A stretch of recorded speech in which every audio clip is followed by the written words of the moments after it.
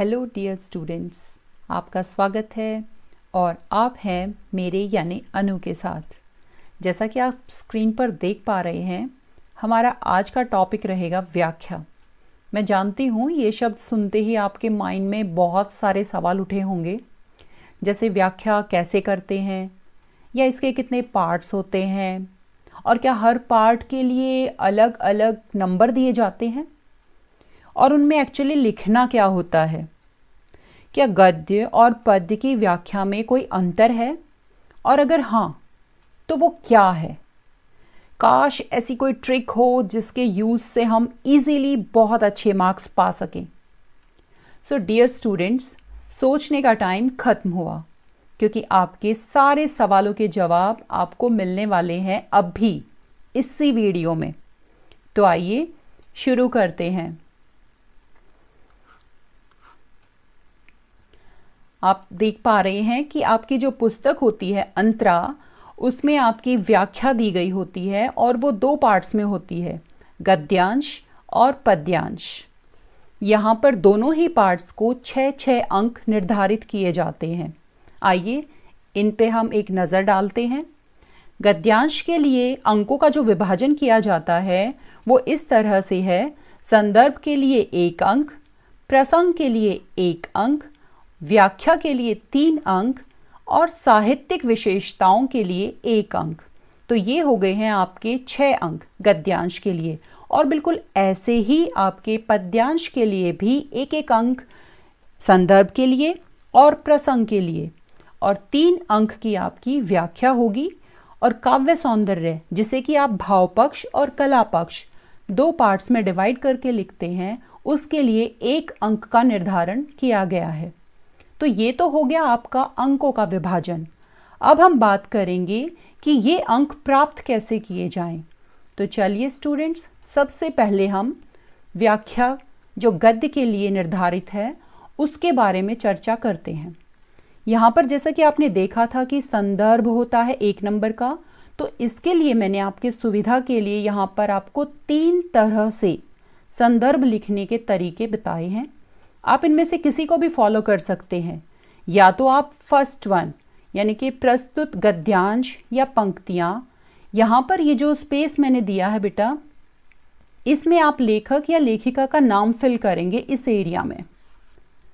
उसके बाद आप उस पाठ का नाम लिखेंगे यहाँ पर इस जगह पर से अवतरित है। तो ये तो हो गया आपका एक तरीका संदर्भ लिखने का। उसके बाद आप दूसरा तरीका भी फॉलो कर सकते हैं, जैसे कि प्रस्तुत पंक्तियाँ पाठ्यपुस्तक अंतरा में संकलित। फिर से यहाँ पर ये जो स्पेस मैंने दिया है, पाठ का नाम आप यहाँ पे एंटर करेंगे और उसके बाद आप यहाँ पर लेखक या लेखिका का नाम लिख देंगे। तो ये आपके 2 तरीके हैं जिनके आधार पर आप संदर्भ लिख सकते हैं। तीसरा एक सिंपल तरीका भी है। अगर आपको वाक्य के रूप में आप नहीं लिख पा रहे हैं या आप याद नहीं रख पा रहे हैं, तो आप सिंपल सा फॉर्मेट यूज़ कीजिए, संदर्भ लिखिए और सीधे सीधे पाठ्यपुस्तक का नाम जो कि आपका अंतरा है, गद्य खंड, और फिर पाठ का नाम और फिर लेखक या लेखिका का नाम। इससे भी आपको संदर्भ के पूरे अंक प्राप्त हो जाएंगे। अब हम आगे चलते हैं प्रसंग के लिए। प्रसंग में आपको जो गद्यांश दिया गया होता है, जो गद्य का जो अंश आपको दिया गया होता है, उसकी आप भूमिका लिखेंगे। 2 से 3 लाइनों में आप इस को पूरा कर सकते हैं। और आपको इसमें बताना होता है कि जो गद्यांश है उससे पहले की थोड़ी सी आप सार के रूप में आप बता सकते हैं कि हम किस विषय पर चर्चा करने जा रहे हैं, कौन सा टॉपिक हम आगे एक्सप्लेन करेंगे। तो ये हो जाता है आपका प्रसंग। इसके बाद हम बात करेंगे व्याख्या की। तो व्याख्या एक सिंपल सा तरीका है, गद्यांश को आप सरल रूप में अपने शब्दों में लिखेंगे। कई बार स्टूडेंट्स पूछते हैं और पजल भी रहते हैं इस बात को लेके कि जो गद्य होता है वो तो पहले से ही सिंपल फॉर्म में होता है, तो हम उसकी व्याख्या क्या करें। बस आपको इतना ध्यान रखना है कि आप उस गद्य को एज इट इज़ आप अपनी आंसर बुक में नहीं लिखेंगे। उसको पहले पढ़िए और उसके अकॉर्डिंगली जो विचार उसमें से आपको, भाव उसमें से समझ में आ रहे हैं, उनको आप सरल शब्दों में अपनी भाषा में लिख दीजिए। बस इतना ही आपको करना होता है गद्य की व्याख्या में।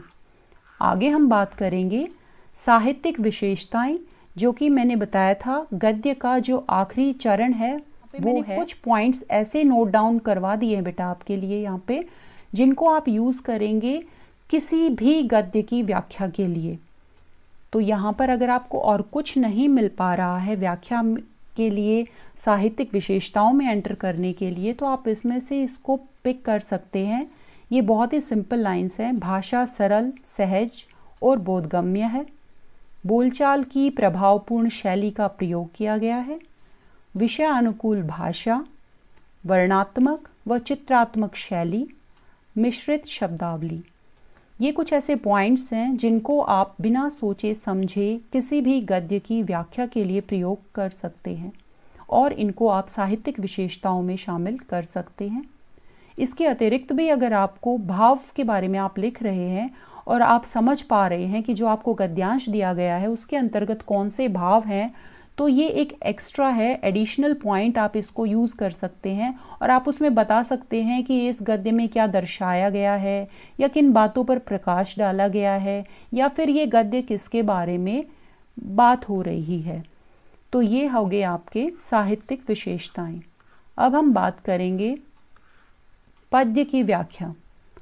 सेम फॉर्मेट आपका पद्य की व्याख्या में भी रहेगा। जैसे मैंने आपको गद्य की व्याख्या के लिए संदर्भ में ऑप्शंस बताए थे कि आप किसी भी तरीके से आप या तो ये फॉर्मेट यूज़ कर सकते हैं या फिर आप इस तरह से लिख सकते हैं संदर्भ, या फिर सबसे इजी आपका रहेगा ये तरीका, आप इसको फॉलो कर सकते हैं संदर्भ के लिए। इसमें सिर्फ आपको पाठ्य पुस्तक लिखनी होती है, अंतरा जो कि पद्यखंड है, और उसमें आप कविता का नाम लिखेंगे जिसकी व्याख्या आपको दी गई है, उस कविता का नाम, और कवि या कवयित्री जो भी उस कविता के हैं यहाँ पर आप उनका नाम लिख देंगे। ये है आपका संदर्भ पद्य के लिए। इसके बाद बात करेंगे प्रसंग की। प्रसंग में आप पद्यांश की भूमिका, जैसे आपने गद्य के लिए लिखा था वैसे ही आप थोड़ा सा उसका जो सार है, जो शुरुआत है, आप उसको यहाँ पर भूमिका के रूप में मेंशन कर देंगे, जिसमें कि 25 से 30 शब्द ही आप शामिल करेंगे। प्रसंग को आप बहुत बड़ा नहीं लिखेंगे। अब बात करते हैं व्याख्या की। व्याख्या बेटा जैसे आपने गद्य में किया है वैसे ही आप पद्य में शब्द सह, मतलब आप वर्ड टू वर्ड आप पढ़ते चले जाएंगे और जैसे जैसे आपको उनके मीनिंग समझ में आते चले जाते हैं आप उनको अपने सरल शब्दों में लिख देंगे। कविता की पंक्तियां जो हैं वो यहाँ पर नहीं लिखी जाती हैं, आप उनको अपने शब्दों में परिवर्तित करके उसके बाद आप यहाँ पर उसकी व्याख्या करेंगे। लास्ट आपका यहाँ पर आता है काव्यगत विशेषताएं।